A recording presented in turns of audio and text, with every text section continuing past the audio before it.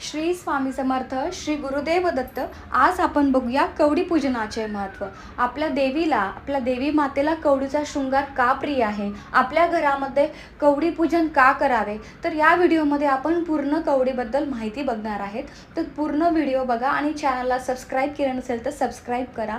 तर सगळ्यात पहिले एकदा कार्तिकेय स्वामी देवी मातेला विचारतात की तुझे खूप भक्त तुला सोन्या नाण्याचा शृंगार चढवतात, तरीही तुला साधी सुधी कवडी का प्रिय आहे। तेव्हा देवी शांतपणे कार्तिकेयाला उत्तर देतात की हे कार्तिकेय, माझा भक्त परिवार हा शेतकरी मजूर गोरगरीब असल्यामुळे त्याला मला सोने नाण्याचा शृंगार करणे परवडणार नाही आणि कवडी ही एक अशी वस्तू आहे ती सहजासहजी माझ्या भक्त परिवाराला मिळेल। माझा जो भक्त परिवार शेतकरी मजूर गोरगरीब आहे त्याला कवडी सहजासहजी मिळेल, त्याला ती वस्तू सापडण्यास कोणताही त्रास वेदना होणार नाही आणि ते मला कवडी अर्पण करून मी त्यांना प्रसन्न होईल। एवढं सगळं स्वामी कार्तिकेयला देवी माता कवडीचं महत्त्व सांगतात। तर चला बघूया कवडीचे पूजन कसे करावे।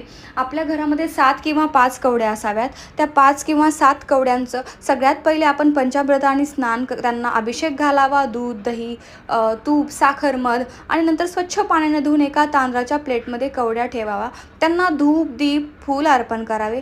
त्यानंतर त्यांच्यावर कुंकुमार्चन, श्री सूक्त, स्वामी समर्थ नित्यसेवेमध्ये श्री सूक्तचं पठण करून तुम्हाला 16 वेळा पठण करायचं आहे। पठण करून त्यांना कुंकाचा अभिषेक आणि कुंकुमार्चन करायचं आहे आणि तुम्हाला दर मंगळवारी त्या कवड्यांवर 16 वेळा श्री सूक्ताने कुंकुमार्चन करून कुंकाचा अभिषेक करून त्या कवड्या तुम्हाला पिवळ्या वस्त्रामध्ये बांधून आपल्या कुलदेवतेजवळ ठेवायच्या आहेत आणि रोज त्यांची पूजा करायची आहे, पण दर मंगळवारी त्यांच्यावर कुंकुमार्चन करायचं आहे। तर अशा प्रकारे तुम्हाला कवडीचं पूजन करायचं आहे। श्री स्वामी समर्थ।